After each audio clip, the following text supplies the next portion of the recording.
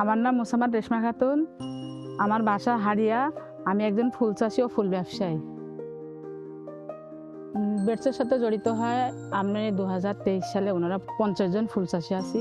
তাদের বাসায় যে ওনারা নাম নিয়ে পরিচয় নিয়ে আমাদেরকে ট্রেনিং দিয়েছে কিভাবে ফুল চাষ করতে হয়, জৈব সার কীভাবে ব্যবহার করতে হয়, কীভাবে স্প্রে করতে হয়, এগুলো ওনারা শিখেছে।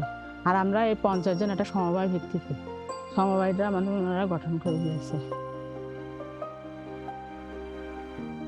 একসাথে যখন কাজ করা হয় তখন কিন্তু অনেক ইনপুট কস্ট কমে যায়। একসঙ্গে চারা আনা, একসঙ্গে বাজারে বিক্রি করা, তখন তাদের ইনকামটা বাড়বে।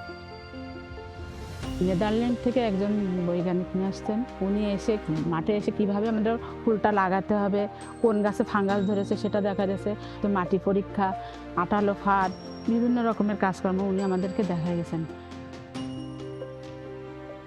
আমরা 50 জন ফুল চাষির ভেতরে 17 জনকে ভার্মি কম্পোস্ট দিয়েছে, 5 জনকে নার্সারি দিয়েছে, আর আমার 3 জনকে দিয়েছে আপনার জারবারা শেড।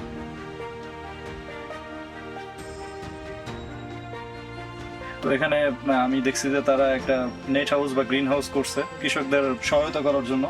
এখানে জারবেরার চারা এবং জারবেরা ফুল উৎপাদন করা হচ্ছে। এটা দেখে আমি সত্যি আনন্দিত হয়েছে যে এই যে উদ্যোগ, এটাকে সাধুবাদ জানাই।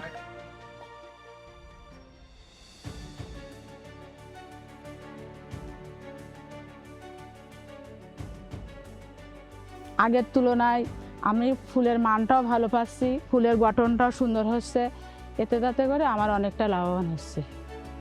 স্থানীয় বাজারে তারা আগে ফুল বিক্রি করতো, এখন তারা অনলাইনের মাধ্যমে যেন ফুল বিক্রি করতে পারেন এর উপরে আমরা প্রশিক্ষণ দিয়েছি।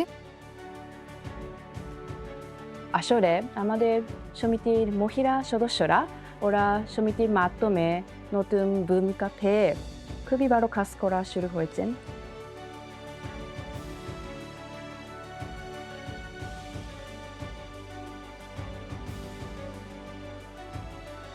ফুল বিক্রি করে প্রথমে আমার স্বামীকে একটা গাড়ি কিনে দিয়েছি, আমার 2টা ছেলে মেয়ে, তাদেরকে ভালো স্কুলে পড়াশোনা করাচ্ছি এবং একটা বাড়ি করেছি।